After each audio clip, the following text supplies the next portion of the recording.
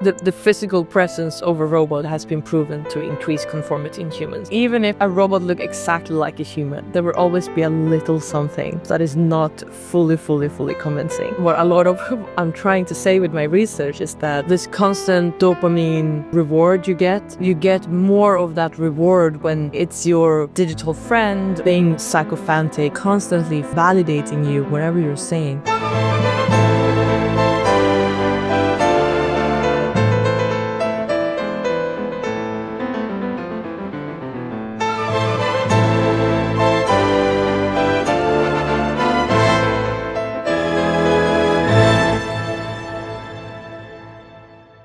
Welcome to the show. Thank you so much, Mateus. It's great to be back. Thank you. Yeah. So it's as you can see, it's a different format. Yes. And there's actually a new name, the same as my book, Sangre y Suerte, which means blood and luck. Blood and luck, right. Blood and luck. Yeah, it's really kind of symbolic. Yeah. You know, I decided to do this because while I like and I love philosophy and academia, I don't want to box myself in to only talk about technical stuff or like academic stuff. I want to mix, all these ideas with people, biographical stuff, stories about whatever. So, how are you feeling now that you're done with one part? Because we celebrated. I got to meet your mom, your dad. It was great. It was such a lovely. Thanks for inviting me and Patricia to. Yeah, we had an amazing graduation party, really, and your party did too last weekend. So it's now both of us are officially graduates from Cambridge. We graduated, which is massive, actually. But it's so crazy because we graduated so long after we actually finished the degree. It was weird. Yeah, I know, right? It's so weird because then, I mean, in a way, I had already moved on and already, started my PhD. Like I was in the next phase already, and then sort of go back. But it was good. It was kind of like waking up a little bit and like, right, actually we did this. Like closure. Yeah, exactly. Right. Which was well needed. Reminding myself that we actually did this crazy degree. Completely. Because like the dissertation, we turned it in June last year, right? Which is like a year ago now. Yeah, a year ago. Yeah. And it was very like brutal. I don't know for you, but it was psychologically, heavy in many ways because we read so much in 2 years and the world changed so much in those 2 years.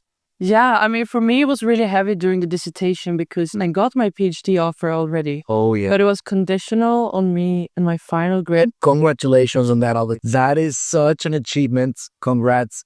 And you just finished one and started the other, right? Yes, but it was really like, I mean, I had to get this grade on my dissertation, and I didn't know if I would actually be able to stay in Cambridge. I have my house here, like my friends, my life, and it was all dependent on this single grade on my dissertation.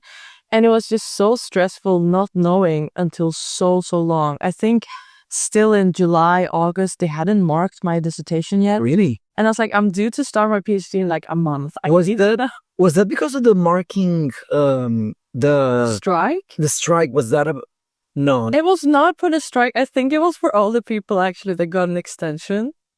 And then they were like, we can't give you a grade until everyone gets the grade. Okay. So it went very good. Yeah.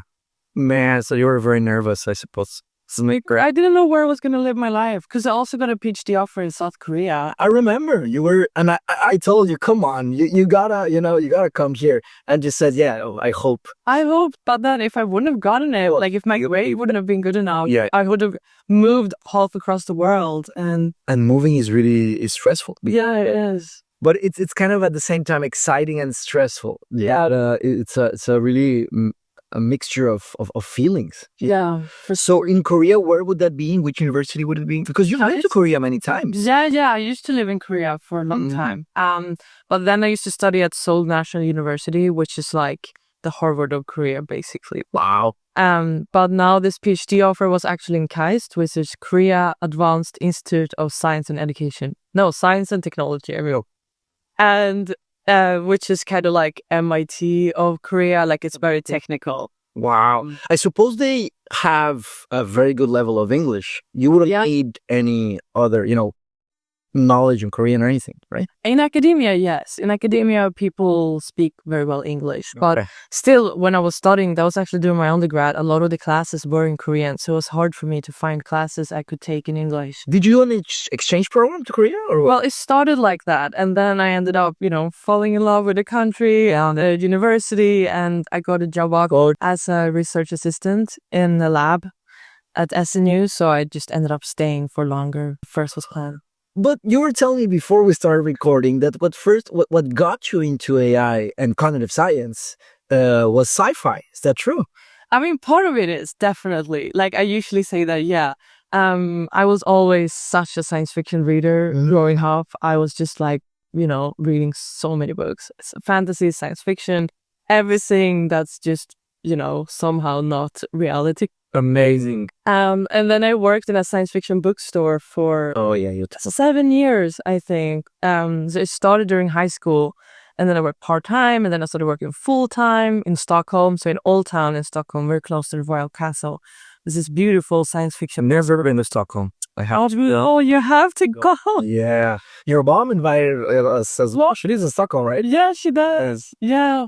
Well, it's a beautiful store. And, when you work in a bookstore, you get so excited to read and also motivated to read, because part of my job was recommending books for people. And I had to kind of understand people's persona if they came in and they're like, I'm interested in, society, science fiction, or more like action science fiction, or, feminist science fiction. Exactly, or more philosophical, sci-fi. So I had to kind of read a lot to be able to recommend books appropriately for people. Was it so? It's part of the job, reading. Exactly, it is. I think I might get that job someday. Yes! Or maybe I should open a bookstore, a library, or something. Honestly, it's like the best job ever. Wow. It's so nice. Nice. And I did a lot, like the people in the bookstore are still sort of my closest friends, even if I don't live there anymore. So 7 years for that. Yeah, 7 years in total. Some parts of it were part-time. So when I started my undergrad, I moved to Gothenburg. But there's a branch of the bookstore in Gothenburg too. So I just switched and started working part-time during my undergrad. Very cool. Which was great. So your undergrad was in cognitive science? Cognitive science, yeah, at University of Gothenburg. Amazing. Yeah. Yeah, there's so much to explore in cognitive science. But it's a relatively new field, right? Yeah, that's why it is. I mean, compared to many other disciplines, cognitive science really was established or recognized as a discipline like in the 70s or something. So, yes, it's really a new field in that sense. But it's kind of composite of different fields. So it's philosophy, psychology, linguistics, neuroscience, computer science / AI. And I probably forgot something. Anthropology, they used to part of it. Linguistics, yes. But they removed anthropology for some reason. They removed it. Yeah. And then like robotics, computer science. Yeah. So you came a bit to Mindshot Travel, right? The week of travel. And you got to know a lot of the people. It was so amazing. Honestly, I cherished that evening so highly. Yeah. And thanks for coming. It was an amazing evening. And just to meet everyone in the Mindshot community was incredible. Yeah. So we're organizing another one in a few months. But yeah, we're doing another trip here to Cambridge. 1 week of study. It's going to be about philosophy and robotics. Okay. And I would like to invite you to a conference. If you would, incredible. If you're available, if you want to do it, it would be great. I mean, anything to do with robotics, just sign me up. I'll be there. And it will be a good chance to get to talk to different people. It's going to be a different kind of crowd that you're used to. Yeah. It's going to be people from all over. And of course, in English. Don't worry, because this one, the one we did last time was in Spanish. But now we're going to add a few conferences in English. Right. So, yeah, and the topic is open on whatever you would like to do it on. So is there any specific field of robotics or robotics in general? So I'm interested in the impact of robotics on everyday life, on everyday citizens and people that don't know about robotics. Yeah. Because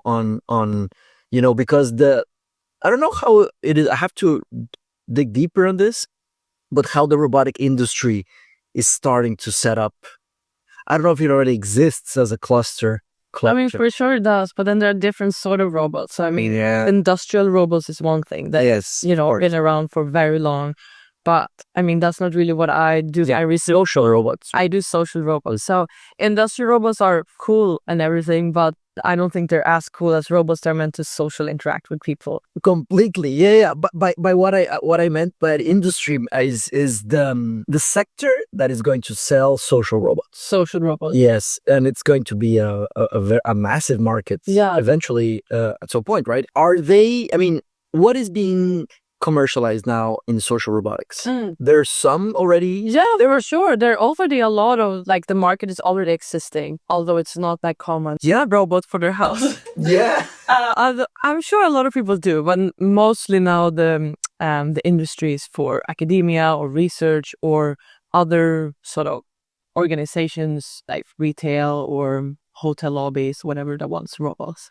Hotel lobbies and libraries, right? Like they're hosts or Yeah, but like hotel lobbies. Yeah. one of the biggest companies is the Swedish fur hat that I'm collaborating with a lot. Are they already selling fur hats? Yes, they I are. mean, fur hat robots, right? They are. No, 100%. Yes, they are for like all over the world. It's incredible. And how User-friendly are they? they're quite user friendly. Yeah. I mean, it depends what you want to do with it.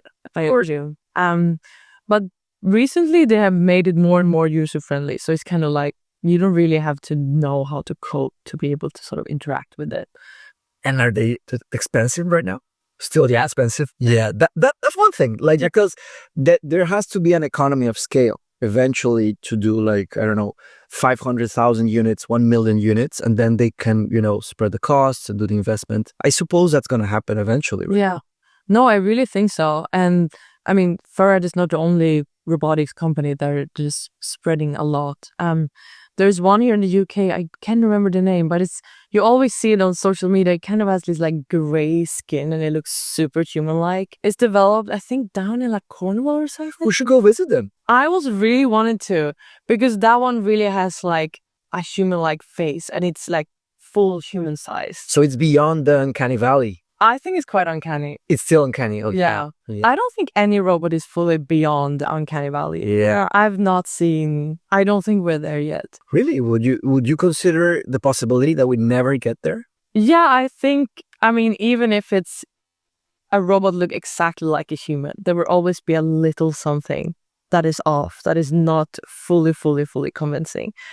And that little something, it's enough if it's just like a blink of an eye or, but it will still create an uncanny valley effect. So it is really complicated. Like, for example, I was talking to a friend yesterday on another podcast with Roberto, and he told me, man, they're starting to do robot dogs, and Lara would be obsolete in a few years. And I'm like, nah, it's like Lara. Impossible. Look at her, she wants a belly. She's literally lying on her back. She's lying down.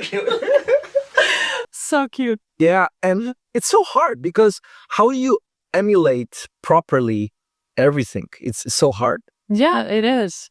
I mean, one thing is the embodiment and making that convincing. So essentially all but physical parts of the robot. But then I think the social aspects is a much more difficult challenge.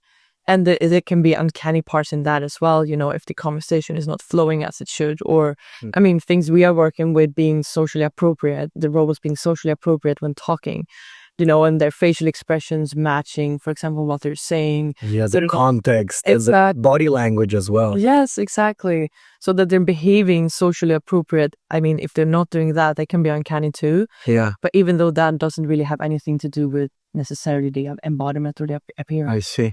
So two things. One is I would like to talk about embodiment because I think that's a big topic to discuss. Yes. Because of the internet and softwares. I'll explain in a bit. Yeah. And the other is on the conferences that you invited me to King's, which thank you very much. Yeah, it was great to have you. The dissertation that I spoke there. One of the conferences were exactly about this. Like if there's like a social event and the robot approaches, how should it behave of different groups of people? Like if there's 3, if there's 10, if there's children, if there's people of the third age and different kinds of setups. as humans, we don't talk about that. We know how to act socially on these situations. Socially appropriate. Socially appropriate. But first, embodiment. Yes. I want to talk about embodiment because let's imagine in the future you have your robot, I have my robot, and then we would like them to record a podcast, you know? Yeah. So I give you a call, say like Alva, can you send your robot to talk to my robot? And then you put your robot on an Uber, he comes or she comes, and they sit down and they record, you know? And those robots, I'm thinking about robots that are locally run, you know, AI which is locally run. Yes. I don't know if this makes sense. If something doesn't make sense, no, it does for sure. Just swimming within this embodiment. Exactly. Yes. Without connection to the internet. Mm-hmm. So it would be your personal robot, which is, you know, custom made to you, tailor made to you, to your needs, to your whatever. And then, robot, go record a podcast, and you know, just don't talk about this and this and this, you know, and whatever. Yeah. And would that make sense? Because if the robot is hooked up to the internet, you can just move your robot around, which, like, where is the robot? Yeah. You know, hardware, software, and that's where embodiment comes in, right? Yes. I mean, it does to some extent, but the way in which robots work right now, they're all connected to the internet. They're all connected to the internet. I mean, most of them. Okay. Or the standard is that they are running off of APIs such as GPT APIs or other large language models, for example. Even if you hard code them, we use so many different modalities in robots. And this is, again, where embodiment comes in. So in a robot, we have a speech-to-text module, we have a text-to-speech module that's just for the verbal interaction. But then we have a lot of other modules for the non-verbal interaction. Mm-hmm. And all of these are essentially running on APIs from different big tech company services. I mean, of course, there are other ways of doing it, but I mean, today, this is how we do it. And the thing with the embodiment is that it's so multimodal, which means that interaction is not only through one modality. So if you're chatting with ChatGPT, that's one modality. You're literally just chatting. Okay. But if texting, like typing. Like typing, yeah. But, you know, when we're talking verbal communication, there's voice as well, which is a modality. There's facial expression, which is a modality. There's gestures. Gesture, okay. Yeah, so there are so many different modalities that needs to be put together and integrated into one functioning system. And I mean, yeah, it's a non-trivial issue. I mean, robotics has come really far, and social robotics has come really far in, you know, piecing together all these different modalities and making interactions actually flow pretty nicely. But it is still quite dependent on big tech APIs. Yeah, because it needs a lot of energy to run, I suppose, and that's all. It's not happening within the robot. The answer, the queries go and come back. Yeah, exactly. To the servers. So that's why usually right now we have a little bit also related to social appropriateness. When interacting with robots today, there's usually a little bit of a latency problem. So that's another one because I have to wait like... Yeah, because it has to run to the server, you know, speech-to-text module, and then integrate that and then come up with an answer through a large language model, then output the answer and then text-to-speech. And that creates a little latency when you're talking to a robot. And that's not fully socially appropriate. It would be kind of weird if you ask me a question and I'm like, lag. Exactly, like a lag. I was just going to say next time I can bring my robot. Yeah, let's do it. Yeah. With this robot, like we had a little internet problem with one participant when I did my empirical data collection. And it was like a massive lag just because of that network problem. And then with robots is way worse. Like you can't really...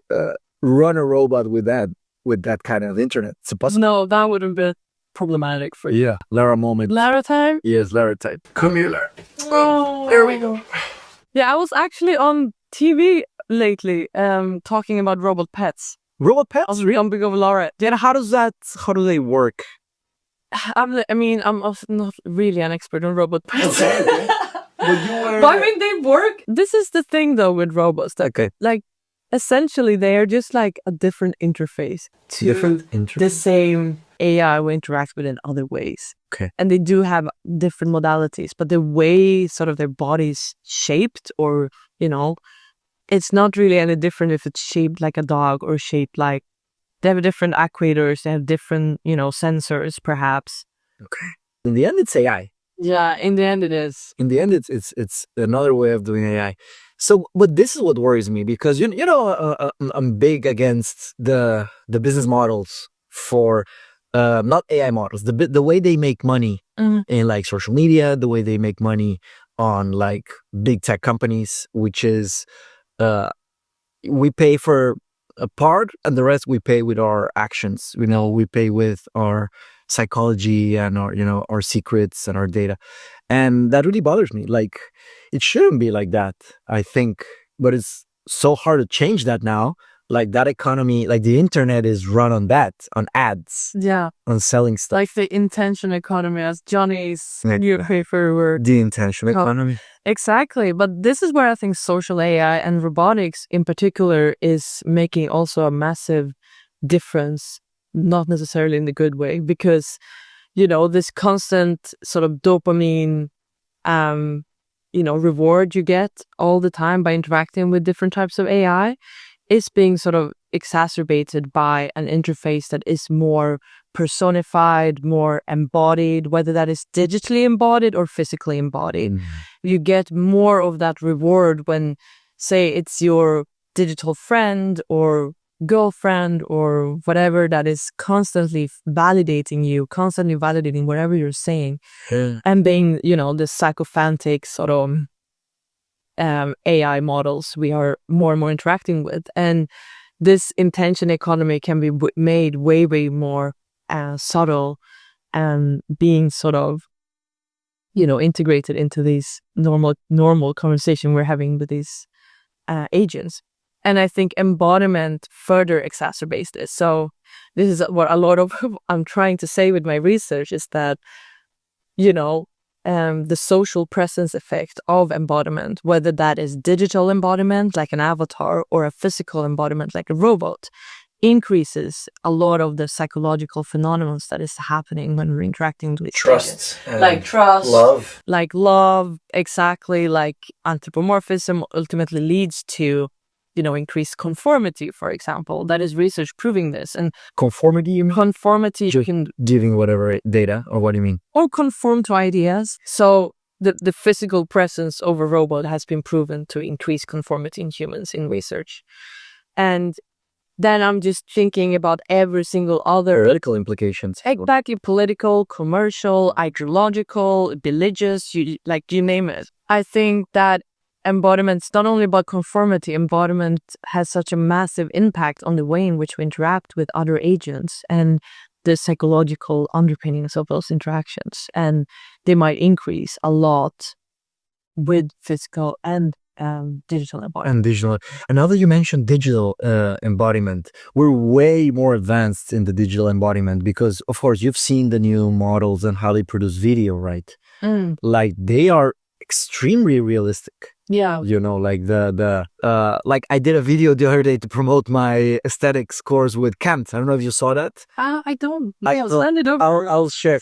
I was in the Orchard Tea Garden having coffee with Kant, with Immanuel Kant. Oh, wow. And he looks so real, like so real. Many friends said, like, who did you get to wear a wig and a costume?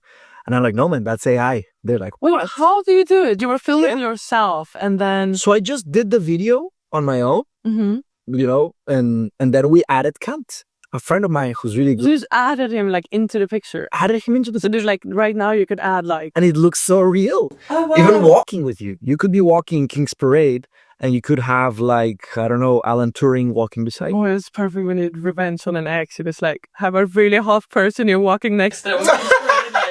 But that also worries me because the fantasies, and we study these things. Yeah. But 99.999 of the world does not study these things. No. But even you got surprised by this. But of course, you have to see it. Yes. With your skeptic eyes, you would say I can, but if you just glance it, it's like, wow, that's real. I think we have crossed the uncanny valley via digital before physical. No, I agree. But then again, there are always these subtle, I actually now when you say it, I get a lot of content on my own social media that is, it takes me a while to realize it's AI generated. But you realize it. But then after a while, But sometimes I feel so stupid when I'm like, I thought something. I remember one video about like octopus being captured on a boat, and I really thought they were real. And then until I realized, like, they started like hugging the octopus or something. Like it can't be real. Yeah. So that's gonna be a huge problem. Yeah. To understand reality, right? Yeah. But going back to the Conformity. So in the future, we're gonna have these social robots in our home. And then, have you watched the new episodes of Black Mirror? Trust me on this. You have to make time on this for one episode. Okay. The first one on season 7. Right. These guys they have great premises, and there could be papers written on the premises that they're they're developing. I would love to meet the creators. But one of them is just really briefly, like this couple, the wife has a brain tumor, and then she's going to die. Right. And then this company comes and says, look, we can do an experimental like surgery on you where we clone the tumor parts, we remake it in the lab, and then we remove the tumor and add the clone bit to your brain, and your wife is going to be okay. But you're going to have to pay a subscription, It's a subscription-based surgery. That's crazy. And then you can imagine the implications. We know how subscriptions work. And then she needs to be within range for her brain to work. And then they start to get involved with her actual life. Yeah. And they start like running ads through her. Yeah. And then she works at a school and she's teaching class. And suddenly she says an ad during class. Oh my God. She's like, buy the honey cereal, the bee honey cereal, and the kids in class are going to want to buy the cereal. That's crazy. And so it's companies running ads via people. Yeah. Okay? They can do that via robots. Yeah, I mean, for sure, definitely. I mean, I think to some extent that risk is already there also with, all the conversational agents we're interacting with daily. Definitely.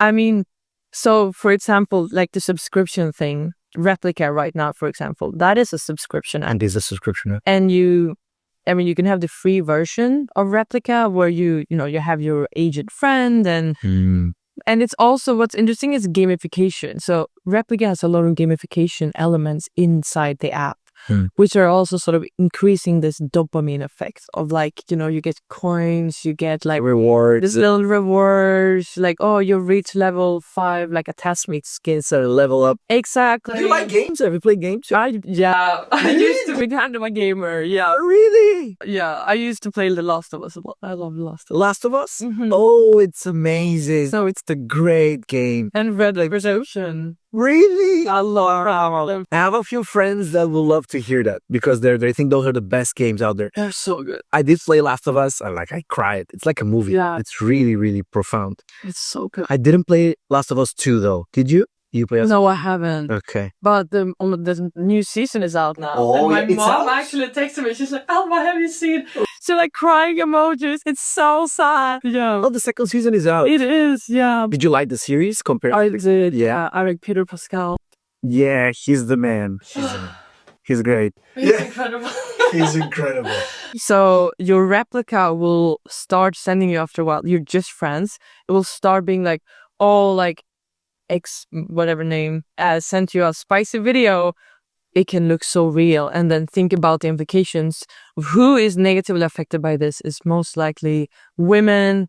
Incidences with like Taylor Swift. Honestly, make revenge on like any person you want. You just take 3 pictures and then make any horrible content. That's out of control. I don't know if there are cases popping up around the world, but they will be. Yeah. I think. And I'm sure the barrier is going to get lower. Like these days on some phones, you can just like, it's a maybe a different example, but you can, do Photoshop, like really light Photoshopping on your phone. Eventually, maybe people are going to be able to do those kinds of revenge videos on the phone. That's actually something I'm really worried about, like younger generation. Also, like in terms of critical thinking and what we talked about, fake content on social media. Like, how are they going to know what they're seeing is not real? Yeah. Especially in terms of also beauty standards. I think especially for young girls and boys for that matter. Like, of course. There are these like automatic filters right now that can make you look super skinny, and in a video, so like obviously you can edit a photo to make you look super skinny, but but now in a video you can just make you look 5 kilograms lighter, and then it looks so real, and it's just again more and more setting these really unrealistic beauty standards for a lot of young people, and they don't even know it's not real, and they wouldn't like to meet in person. Imagine talking to some person, and then you get a bit involved, but everything online, and then when it's time to meet, they're like, nah, I don't want to meet. Catfishing is gonna be like next level. Yeah, man. In the future. That's called catfishing. I mean, catfishing is like when you post a really great photo of yourself online, but then like, you don't look as good in reality. Okay, wow, I didn't know there was a term for that. I'm really old in that sense. Yeah, it's been a while for me in that sense. So going back to Replica, how many people are like falling in love with them right now, and just like their lives are completely ruined? Because there's a term that's not a term, a phrase in Latin, which is natura non facit saltus, which is nature does not make jumps. Okay. So leapfrogging social skills would be like, you first develop this, and then you develop that, and this takes you to develop that, and they aren't developed accordingly. So if they stay with a replica for like 6 months or 6 years, they're going to lose all of that development. Of the social development. Yeah, that's something I'm really worried about, in particular when it comes to these personal relationships with these agents. That, I mean, there are already a lot of cases of, in particular, men getting AI girlfriends and then physically abusing them. And there's this, like we talked about before, this sycophantic, like completely... What is sycophantic? Like always agreeing, like all the chat, even ChatGPT are like that. That's not true. Sycophantic. They're constantly like agreeing. Yeah, praising you. And exactly. And then, I mean, this is not how real interactions work. Of course, there's friction. There's friction, and I think friction is healthy and good in all relations. Thanks, Maya. Yes. I remember her. Yes. Because she said we need to insert friction. We do, but right now there's no friction. So in terms of social skills, both romantically, but also in friendships, people are just being used to being treated, always being agreed with, never being pushed back to. And I think this is ruining people's interpersonal skills for sure. Yeah. And how could robotics companies and developers and researchers approach this issue? Because it's happening. Like the social robots are coming. Yeah. They're here already. Yeah. Anyways, so how could that be minimized? Yeah, I mean, that's like the $100 million question. I guess. I mean, I'm sure there are ways, but I think ultimately this will boil down to values. Because if you're not going to agree with every single thing, you have to, in some way, have predefined values within these agents. So that they'll have something to push back on. Whose values that are going to be, and what values the company's values. I mean, this is the very, very tricky part, how values are embedded within these systems. And actually, I was talking to an amazing researcher yesterday from Imperial who did her PhD, particularly on values in conversational AI systems and how people prioritize values, what values are important for people for these agents to have.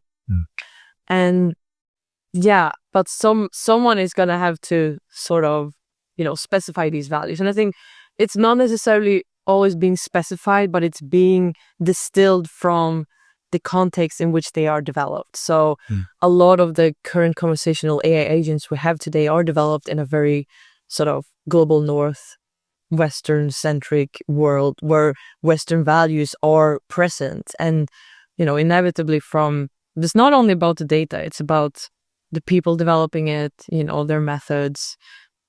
I mean, everything around it, the contextual parts around developing these agents are being distilled into these models.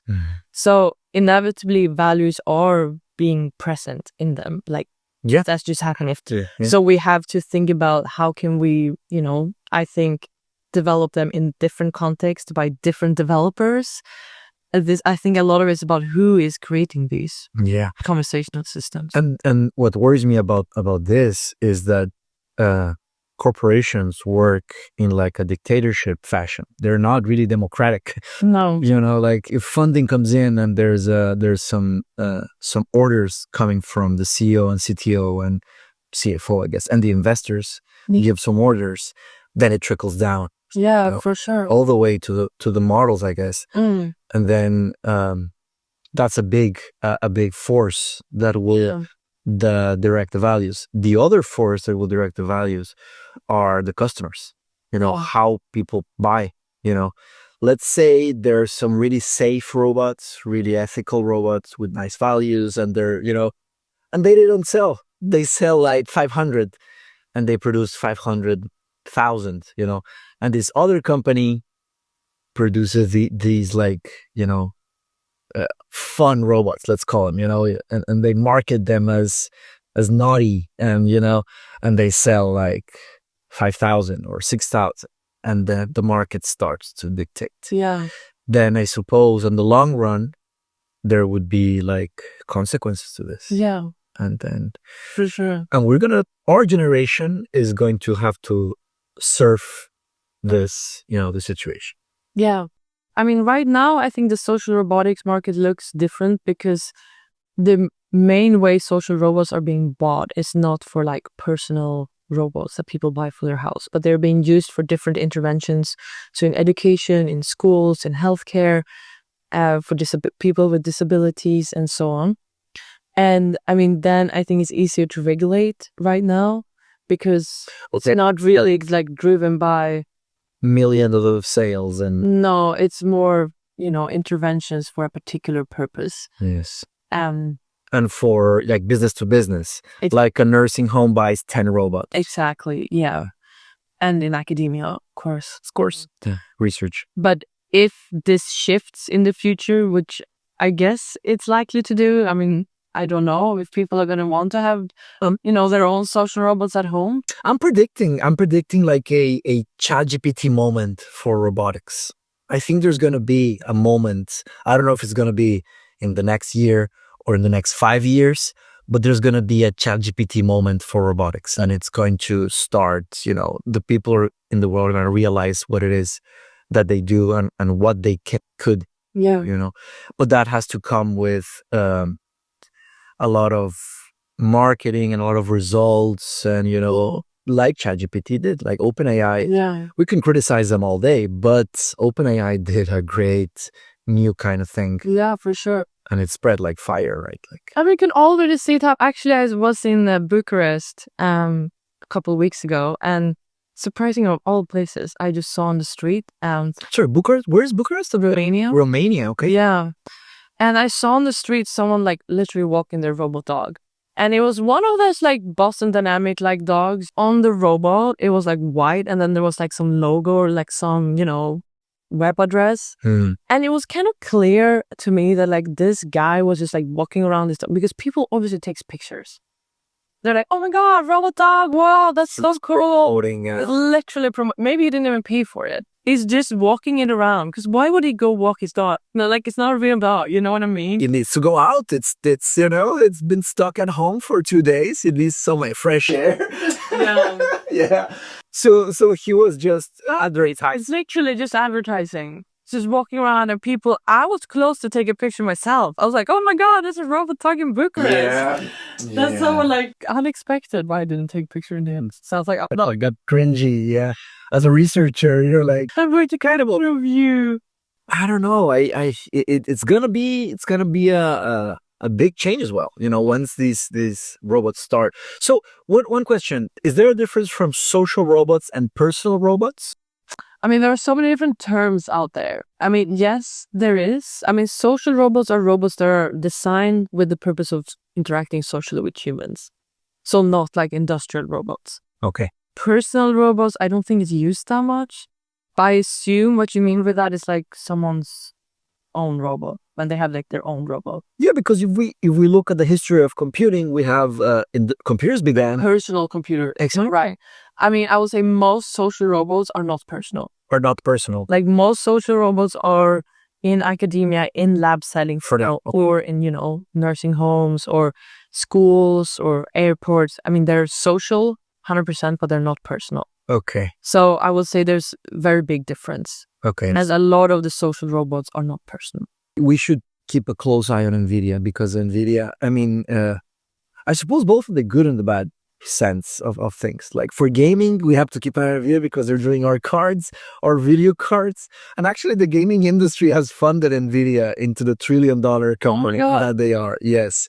And Bitcoin, of course. But, mining Bitcoin via game cards wouldn't happen if we didn't have the games. Yeah. But now robots are going to start using, or are using NVIDIA cards. And I say this because I think NVIDIA launched a little robot pet. Oh. Maybe that's how they're going to start with robot pets, right? Yeah. Or like these like desktop robots. Desktop robots. Are quite common. I really need to get my vocabulary. I mean, there's so much vocabulary. I mean, also like when I'm writing myself, I'm like, there's so many. I mean, we call it, socially assistive robots is what a lot of research is being done on. But this is like for nursing homes or, they're assisting humans in different ways. So there's like an abbreviation SAR. Socially assisted robots. Okay. But then we talk about, social robots, of course. Embodied robots. There are a lot of different. Are there non-embodied robots?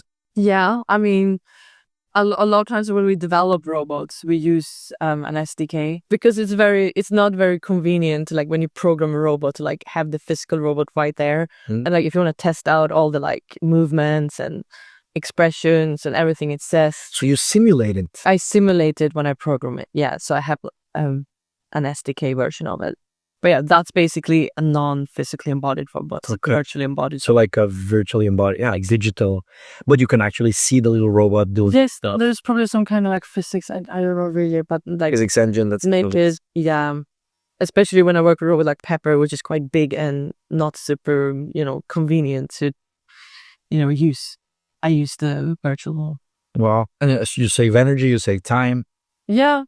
And it could be like adjusting my laptop. The robot is massive. The other day you were going to show it to me, remember, on the conference, but I had to go. Yes. You got to move the robot around. It's in my lab right now. It's in your lab? Yeah, so... Although I'm so proud of you. Thank you. I have to say, I'm so proud of you. I've known you for 2 years and a half? 3? Yeah. And from the master's to the PhD, I've seen, you flourishing. And I'm really proud. Thank you for saying that. We were a lot, Mateus. Yeah, I know you work hard. Yeah, a lot of it is boiling down to working hard. Yeah. Yeah. Also just like being curious. And we have to talk about the PhD, both experience and application, because I want to do mine eventually. Yes, as you should. Yes, but what are you writing now? How is the process going? So right now I'm working on my first year report. So after the first year of the PhD, you kind of have to hand in a report. First year report. And then you have a mini viva, which is like a mini defense almost. You have to essentially submit a research proposal for the rest of your PhD. Viva is the viva voce, right? The viva voce, defended in orally. Exactly. Okay. Yeah, oral defense. Oral defense. So there are going to be some academics who are reading my first year report and my proposal, and they're going to be questioning what I'm gonna do. That's a good evaluation. So this is what I'm working on right now. So during this first year, I've done quite a bit of research already, and now I'm thinking about how can I continue this over the coming years and sort of extend it. So the first year, I've been doing a collaboration with the Faculty of Education. We got a small grant to make a project on students with disabilities in Cambridge and how they might be able to use social robots for advocacy and mediation. So different kinds of support for students with disabilities. Nice. So it's been a very, very rewarding project, I must say. It's been incredible this year to work both with the Faculty of Education. So it's a professor of neurodiversity who we're working with, which is so interesting. And yeah, we've had focus groups. So we're really starting from a very much a bottom-up approach. So instead of, going to these disabled students with a robot saying like, here's a robot, it will help you. There you go. Like bye. Yeah. We're starting very much from the beginning. So in the first studies I didn't even have a robot in the room at all. We're just sitting down with some disabled students. Design justice. Exactly. Design justice. And asking them, what is the current technology usage? What are your needs right now? What is lacking? What are you missing, if anything? Maybe if they would have been like, actually everything's great, we don't need a robot, then it would be great. Then that's our finding, and we're not gonna Good. then we know that. You have to be open. Yeah, that's how proper research should Exactly be done, right? Also, philosophy should be done. Exactly, yeah. So really centering the voices of the user group in this case. So it started with these very sort of small focus groups. We just had conversations about the needs, like what is missing in terms of mediation and advocacy for disabled students right now. I was also very aware that all of this research were happening here in University of Cambridge, where even if the disabled students are often struggling a lot to advocate for themselves, there's also a lot of great support here, maybe more than in other universities or countries or places. Pastoral support, they call it. Exactly, yeah. And then after these focus groups, we went on to other focus groups where we actually had a robot in the room. We showed a little demo with the robot, and we kept talking more specifically about how social robot could potentially help these students. And then I recently did a interaction study. So I had these students come and interact with the robot. Nice. And yeah, so now I'm hoping for my PhD. So I'm very much interested in the combining not necessarily only large language models, but foundation models and social robots. So using foundation models as a basis for interaction with social robots.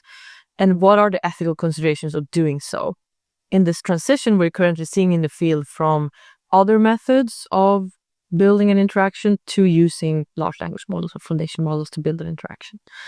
And I'm very much want to focus on vulnerable populations, marginalized populations. So since my first year was focused on disabled people, my plan for the rest of my PhD is to focus 1 year on queer communities, 1 year on indigenous communities. Okay. And we're right now actually starting a project that is related to refugee children. Wow. Which is a collaboration with other universities as well. So these are some of the, like, my current plan, like starting out with, people with disabilities, but then moving on to these other marginalized communities. That's great, Alva. That is great.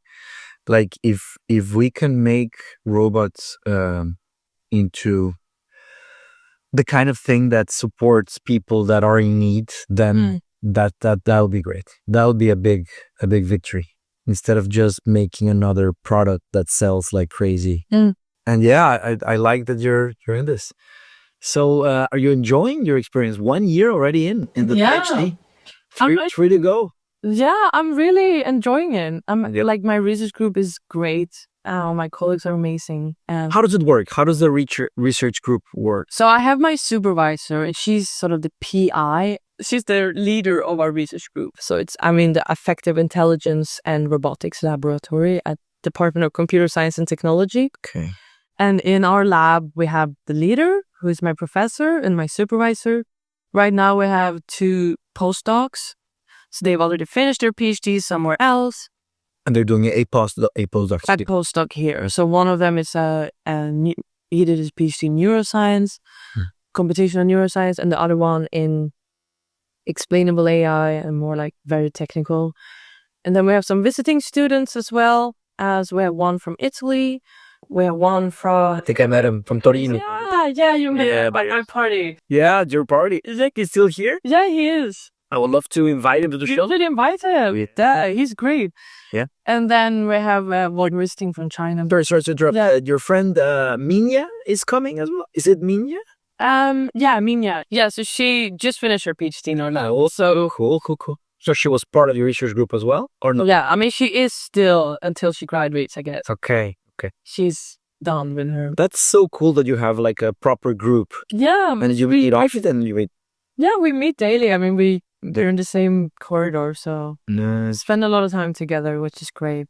But then, research life, I really enjoy it. It really suits me. And life in Cambridge, I'm playing polo. You told me, wow. And you actually have knowledge about like training the horses. Yeah. This week, some people ask me, how do you do so much? And I ask you this question, how do you do so much? It's an interesting question, right? Yeah. I mean, I've been riding since I was 4 years old. Oh. So I'm 27 now. So like it's 23 years. Yeah. Your mom and your dad, both of them, they ride. Encouraged you. Yeah. Yeah, but it was also my biggest interest when I was a child. Wow. And I used to work with horses. I used to do military riding, cavalry riding. I used to compete in a lot of different, both Western, dressage, jumping, everything. And now I recently really got into polo. So, which is really exciting. It's such a fun sport. Yeah. It's so much adrenaline. It's really intense. It's really fast paced. Yeah, a lot of exercise and coordination, right? Yeah, for sure. And it's a team sport. So you need to, be connect with my team and yeah. But wait, the game I went to was a training kind of game. Yeah. And then there's like the official team. Did you make the team?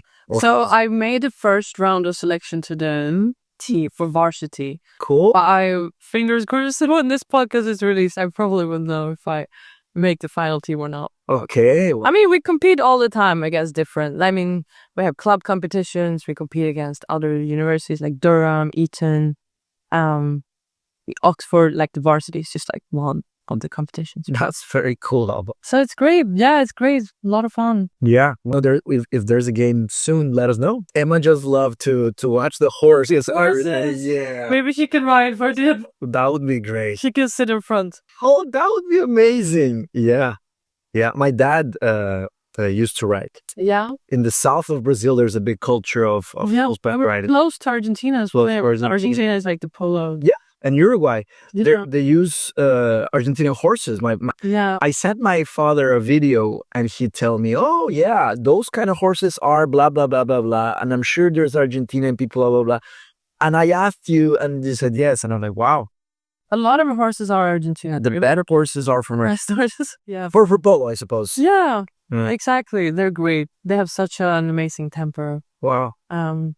Yeah, so it's a really great sport. Unfortunately, Patricia's allergic to horses, man. But she can take like a pill and she's fine. It's not a strong allergy. Yeah. Yeah, so she went to the game and she had her medicine and it was fine. Okay, that's good. Yeah, as long as she doesn't go too close.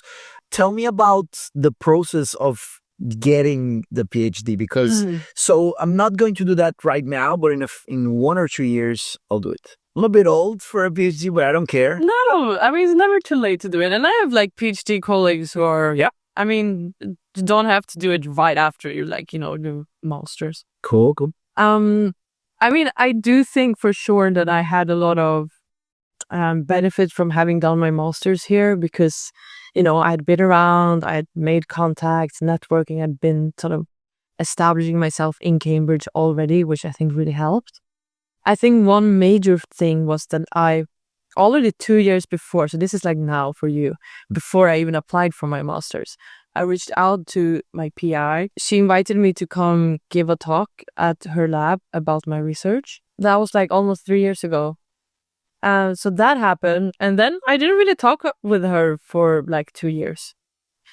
But then when I was starting to think about applying for my PhD, I would reach out to her again and then she knew who I was and she had heard me talk about my research. And that was really, I think, good because she had already heard me present about my research.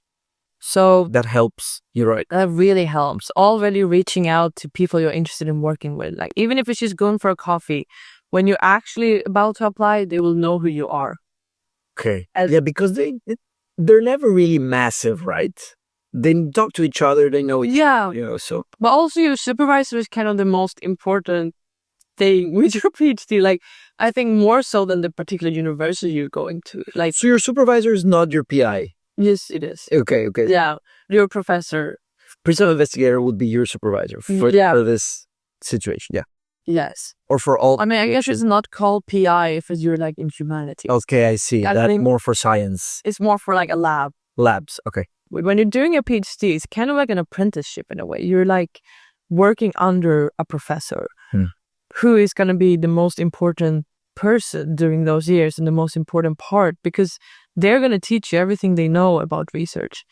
And I think getting a good supervisor is the most important thing with doing a PhD.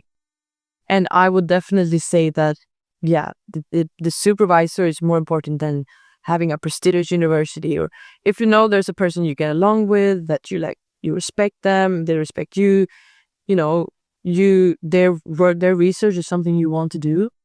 Okay. You're familiar with their research. That's much more important than the university or the department. I definitely would say so, because they are going to be the most important person.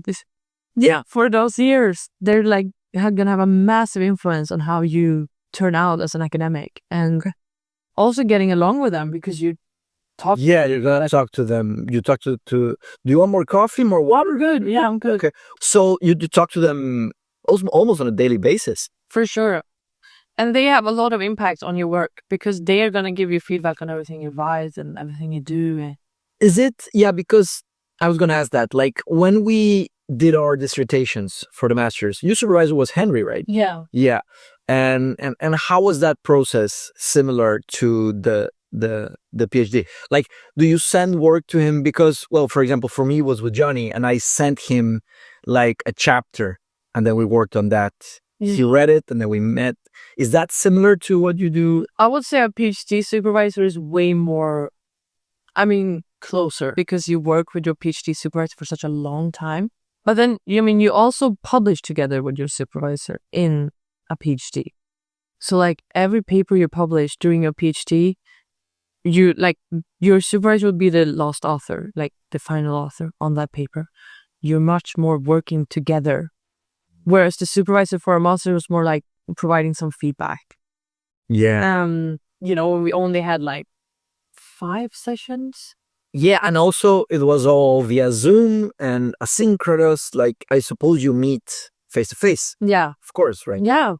All the time in the lab. And now, like, for example, I'm teaching, and I'm helping my supervisor with teaching. I'm being like a teaching assistant, or nice. Could I come to one of your lectures one day? I'm not lecturing.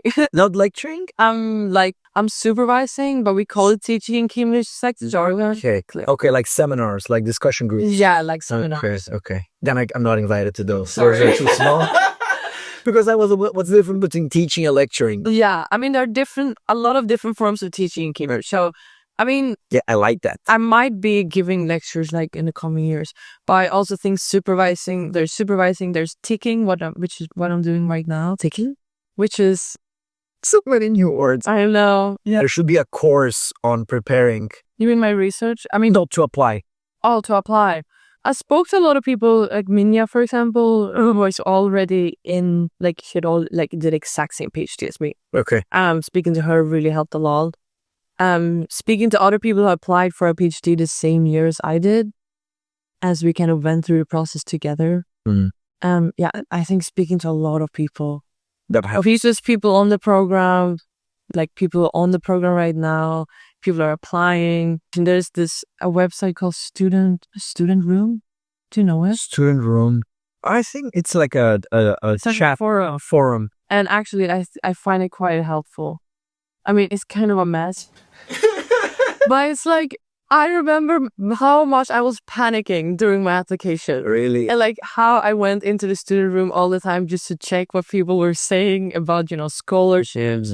Because scholarship is a massive part of it. It is, of course. I would say like the biggest part, at least here in the UK. That's different in different countries, like in Sweden. Like, yeah, they pay you. Yeah, you're being paid as you should. Which countries pay you to do a PhD? I think a lot of EU countries do. And the UK doesn't.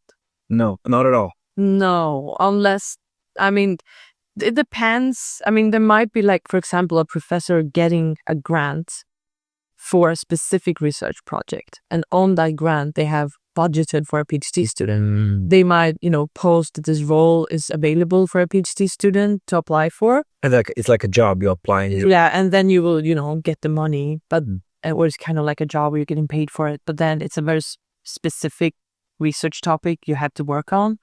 Yeah, there's not a lot of so you can't really do your own freedom to choose. But still good. I think that's still a really good option for a lot of people to do that. And yeah. But if you want to apply with your own project, you have to sort of get your own funding as well. And in Cambridge, for example, I think 5th of December is the deadline to apply. So it's good to, and otherwise the deadline is like March or even May sometime. I mean, it's really late. Could I, for example, I'm just gonna, speak freely. Could I try to apply for funding without the rest? What do I mean by this? Like, if I don't get the funding, can you just apply for the funding, or do you have to do the whole application? For Cambridge funding, you have to do the full application. The full application. Yeah. So if you get accepted, but you don't get the funding, what happens? Can you defer and try for funding the next year? I mean, you can try to get funding from other sources as well. So I mean, a lot of I have colleagues who got funding from their home countries, for example. Mexico would never pay for my PhD here, or Brazil for that matter, yeah, or Italy. But there might be other, there can be industry-based funding as well. So, even if you don't get the funding, like, I wouldn't give up, but like still try to find funding in other ways. Okay. I have one friend who started her PhD anyways, with the help of her parents, I think, and then she were able to like secure funding after a year in. Okay. So there are different ways. I think also you can apply for grants together with your supervisor if you're accepted, for example, if they're willing to do that. Some supervisor might not be willing to take you on if you don't have funding secured. So there are different opportunities, I think. There are a lot of different opportunities, but it's a like complete mess and it's a jungle and it's difficult to navigate it. You gotta navigate it. Yeah. Yeah, but I mean, I have a lot to do for now. Yeah. Like I would apply. Like first I'm going to, my roadmap is to do a course on epistemology, an 11-week course on epistemology. Interesting. And then I'm going to do an 11-week course on metaphysics. Oh my God. After those 2 courses, I'm going to apply for the PhD. Yeah, that sounds like a good plan. Yeah. I want to get the basics of, I've already done a course on ancient Greek philosophy, one on moral philosophy, and one on philosophical aesthetics. Now I want to do epistemology and metaphysics. When I'm done with those 5 courses, I'm gonna have the theoretical base that I need to take the jump to the right. Because I'm interested actually in the Faculty of Education. I was literally just gonna say to that point that like another huge recommendation is to not get stuck in like which department you think you're fitting. Oh, okay. Because especially at least in Cambridge, you can do research that is very multidisciplinary in a lot of different departments. So like for you, for example, to not only like narrow it like philosophy departments, the only thing that's going to work for me. Because I mean, for me, like it's not like I'm doing pure computer science work. I'm doing very much psychology, like philosophy, computer science combined work at the computer science department. Like if you would have asked me 3 years ago if I would belong at computer science department, I would probably said no. Yeah. But I know people like at psychology department, for example, they're kind of purely working on AI. And cognitive science, AI, and philosophy are really easy to be multidisciplinary. But you would say this for any kind of subject? I don't know a lot about any other subjects. Other subjects. But I think so, yeah. So like I have a friend who's doing social sciences. And he did, for example, his MPhil in the Faculty of Education, but it was completely on like gender and AI. And now he's doing his PhD in the Department of Gender Studies, but it's very much centered around AI. I think that, again, it's more about the supervisor. So I would instead, again, of looking at the department, look at the supervisor they are doing. And a supervisor, to look for, I would look for like papers, books, something that I really admire, that I really connect with the person, and then go and talk to them, invite them for coffee. Exactly. Or invite them to the podcast. Yeah, that would be a good thing. That would be a massive asset. I met a classicist on her graduation. Oh, nice. Her name is Tori. She's the senior tutor at Hughes Hall. Oh, nice. And I spoke to her and said like, hey, let's talk. Also, Alva, I'm thinking about doing a version of this podcast, which will be called Dialectica, okay? And on that version, I'm not in it. It would be like, for example, if you want to talk to someone, your PI, for example, you can invite your PI and you record an episode without me on it. That would be so nice. Yes. That would be really cool. Because I recognize that I don't need to be a part of every conversation. Like you could have amazing conversations with whoever you want. So my studio is at your disposal. Let me think about that. That was a cool thing about some cool people to bring on. If you want to interview someone please go for it. Yeah. Yeah. Amazing. That's why I did all this, and of course, I want to talk to all of our friends from the masters. Yeah. Run me the dates. Do you know the date for the CFI event? That's the 15th. It's the 15th. And my Paris is 67. Oh, that's a shame. So. And Joanna is going, Sarah and Priscilla. Yes, the 4 was around. The 4 of you. Wow. So tell me about this. The girl gang. Nice. Yeah. Joanna is coming to the podcast as well. Tell me about, you wrote a paper together, and Priscilla should come, anytime. Yeah, she should. I honestly feel so, kind of starstruck all the time, because these are 3 women, they're all older than me. They're all, role models. All of them are literally my role models. They're so amazing. 3 of the most amazing women I've met my entire life. And now I'm working with them and writing a paper with them. And I'm like, oh my God, they're so amazing and so cool. And I have so much admiration for, the 3 of them are just incredible. That's great. I'm so happy for you. But yeah, we first had an idea about a paper. I don't know if I can say the name. Well, in the end, we just decided to write a paper about how social AI is actually very close to what we've discussed during this podcast. Is affecting social cohesion and human cooperation and trust. Human cooperation. So we actually just submitted an abstract and got the abstract accepted. Okay. So that's how it works. And then now we have to write the paper. Now you have to write the paper, okay. So the abstract got accepted for the conference, and then you at the conference, the 4 of you are going to present chapters or findings to that point. Okay. And then we write up the papers. And I think the conference is a good venue also to get some feedback. I've heard there's talk about a new, train, a route from Cambridge to Paris. Really? Yes. That would be cool, right? That would be amazing. That would be really good. Because I was actually planning on taking the Eurostar, but then I'll have to go to London. Yeah. But if I can avoid London, I'm happy. Yeah, London is a complete mess. Hectic. Yeah. But tell me more. Well, can you tell me more or no? About the paper and the conference. What's the name of the conference? Oh, is the Paris Conference on Digital Ethics and AI? Something like that? Okay. Yeah, it's about a lot of what we actually talked about during this podcast. Social cohesion, sycophantic AI, and, social AI. Yeah. So it would be nice to have all 4 of you, That would be safe. Yeah. So Sarah told me she's coming back to the UK. Yes, she is. She's going to live in the UK. I'm meeting Joanna by the end of May, and I'm meeting Priscilla. I have to call her. She should be on the podcast for sure. Yeah. Many times. I would like to have you, whenever you have something new, you can tell me, Mateus, let's record something. Yeah. So she fell asleep, and now she's up. And she's really worn. It's like having a blanket. Oh my God, I can imagine. Yeah. Have you had dogs? Not dogs. I've had little cats. Cats? I love dogs, but in my heart, I'm a cat first. Team cat.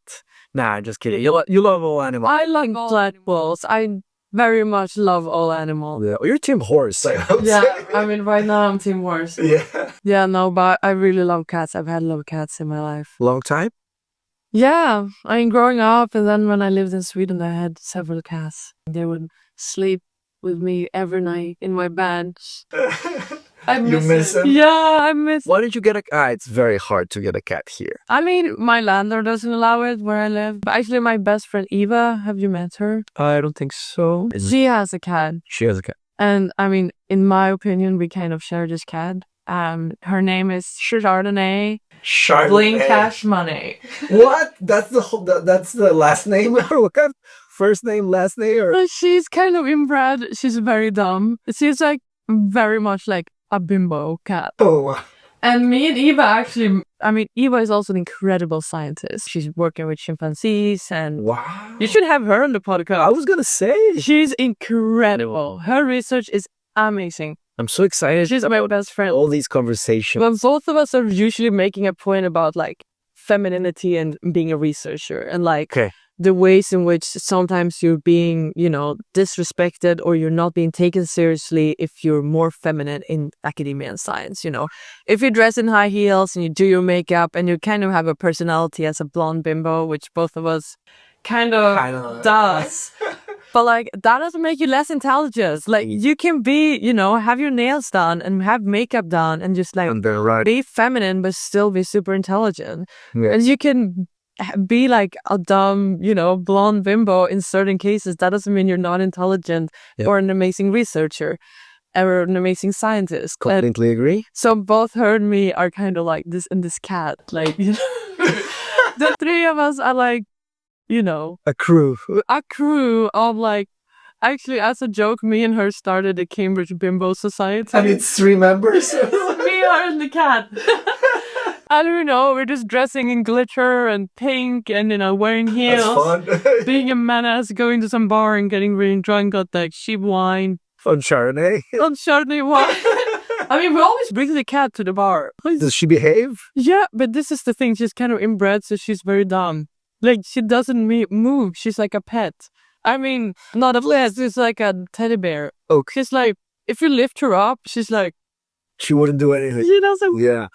I'm starting the Cambridge Corgi Society. Yes. Members 1. But I have seen one other Corgi in Cambridge. Yeah. And I'm going to invite them as well to join the Cambridge Corgi Society. There's so many societies here. It's society for everything. Yeah, I got inspired by this to make Mindshop, right? Like Mindshop, it's a knowledge society. Right, it's a society. It's a society for knowledge, and I mean, any kind of knowledge. Yeah. You could call it an epistemic society. Yeah. But anyways, it's so fun. Is it like this in Sweden? There's not like there's a club for everything in Cambridge or a society for everything. We don't really have, like here in Cambridge, there's literally everything. Yeah. I saw on a bar like the Bob Dylan Cambridge Society, and I'm like, really? And they meet every Wednesday at the bar? Yeah. Oh, man. In terms of like music. Is there an Elden Ring Society, like for a game? I mean, there are gaming societies, for sure. There's several like role-playing society, board game society. I'm sure there's like a game. Dungeons and Dragons Society. Yes. I have to get involved. I just don't have enough time for all those. I should join the Philosophy Society. That would be like low-hanging fruit. I should do that tomorrow. There's a science fiction society as well. Oh, really? And is there an age limit? Or it would be like awkward, like, oh, here comes this guy. No, I'm sure it's fine. I mean, there's societies for every sport as well. And I think they are more mixed. Nara wants to go down. Yeah. And then she sheds so much. It's like... Oh, wow. It's a mess. That's another sweater. Another sweater, yeah. Well, Alva, it's been great. Any last message for someone that wants to, pursue their dreams and study something, difficult abroad? Yeah, I would say reach out to people, like make personal connections. I think that is really... Don't hesitate to get in touch with people. I think some people might seem intimidating and scary because they are like, a high-up professor. And although they might not reply, you never know. But you don't lose anything from trying to reach out. Yeah. And, trying to make contacts and personal contacts with people that you admire and look up to. I think a lot of people, you'd be surprised, are very approachable and very happy to talk about their own research and, things that interest them. And I would say don't be scared to do that in the first instance. I think that will take you far. Amazing. And in that spirit, if someone would like to contact you about your research... Yeah, I'm always happy to chat. I mean, if you link my website on this video, I will. There are my contact details there. And I usually always reply. So if anyone want to chat about, research or applying for a PhD. So Alva, thanks a lot. Thank you, Mateus. Happy to have you, and I hope you come back. I will. All right. Thank you. That's a wrap. Gracias totales por ver este episodio de Sangre y Suerte. Espero te haya gustado. Si conoces a alguien que le interese este contenido, por favor envíaselo. No olvides de dejar un me gusta y un comentario para el algoritmo. Si quieres estudiar filosofía más formalmente, revisa los links en la descripción de este video. Y espero que encuentres lo que estás buscando. Nos vemos por acá. Fuerte abrazo.